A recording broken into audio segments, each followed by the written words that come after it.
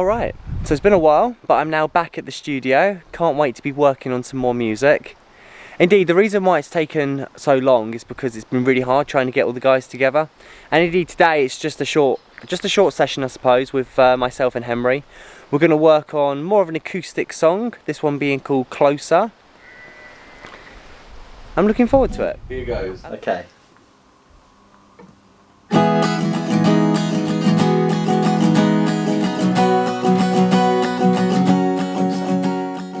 I came up with this song a couple of years ago. I have a voice recording of it actually from back in 2019, which is actually a lot more bare bones. And I wanted this kind of, almost like a ukulele, this kind of high strummed sound. I'm not as much as I used to be, but I'm quite into films, and I really like the YouTube reviewer Chris Stuckman.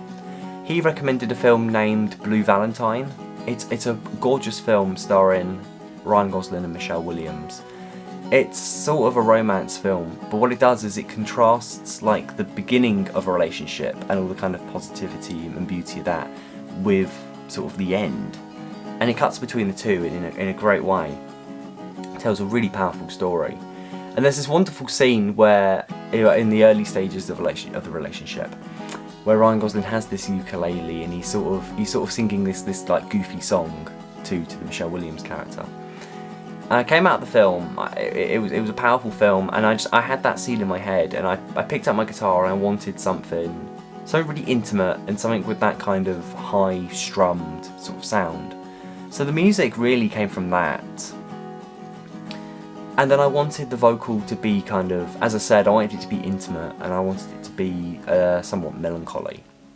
I wanted to hold you close and take you somewhere far away.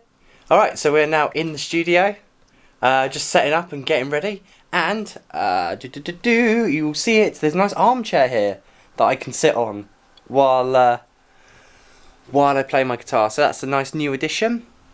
I mean, he did already make the joke we've got, so I'm going to flip you around. We've got the armchair there to sit on, just to kind of lounge around and chill out. There's also a chair here with no arms on it, which my blazer is currently sitting on, and a degradable carrier bag. That's good for the environment. But a chair with no arms on it, which is good for actually playing the guitar. There's an amp you could sit on as well if you really wanted. I'm playing the piano.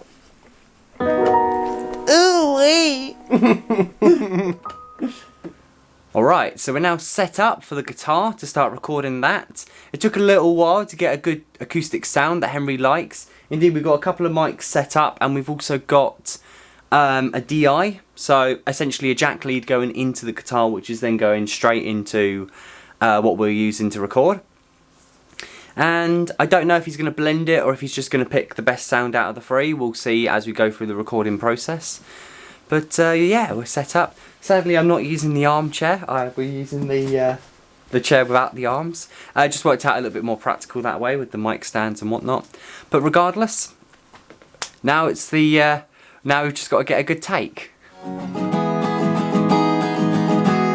You know what, let's do that again. The recording process was really positive. Honestly, we came in with... I didn't really know what I wanted. There was no specific melody I wanted. And then by the time we were done, we came up with some really cool ideas.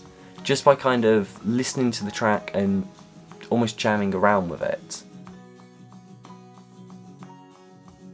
It was a more traditional process where I recorded the song, so the idea being to a metronome, I ended up recording it to like a beat, because it was just easier to stay in time.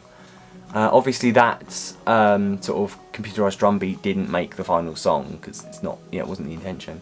But it was really helpful for me, and obviously for Henry as well, just to kind of play over it and get the timing spot on. So on top of the guitar and the vocals, Henry added some beautiful piano lines.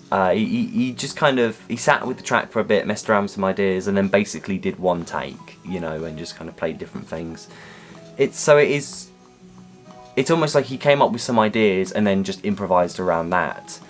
And we were talking about the piano kind of being a blanket for the song, just to kind of sit and add a little bit of texture, and I think the piano part in this song does that perfectly. He also added, so Henry is an amazing violin player, but one thing I was also thinking about was I wanted a bass part, and I wasn't really sure like what that should be or how we were going to fill that space. But I thought to myself, well, he can play violin, and actually a cello sound would be really cool, and that could be a bass part. And so we did this really cool thing with the benefits of sort of modern technology. We were able, Henry played a bass part on the violin, and then we were able to pitch shift it down an octave so it sounds like a cello. But what was even more cool is he was doing a double track of it to kind of thicken the sound. And he added this octave thing over the top of it.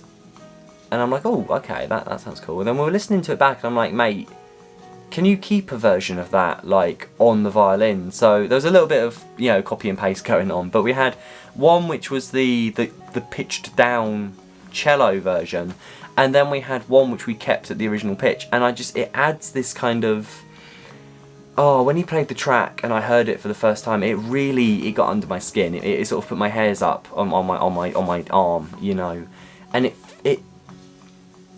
like, I wanted the song to be intimate, but I also wanted it to be melancholy. And for me, like, that added a real feel to it. And I hope it comes across to you as well. Oh, hey! Oh, that's the best stretch ever. Right, let's go from the top. That's all on camera, isn't it?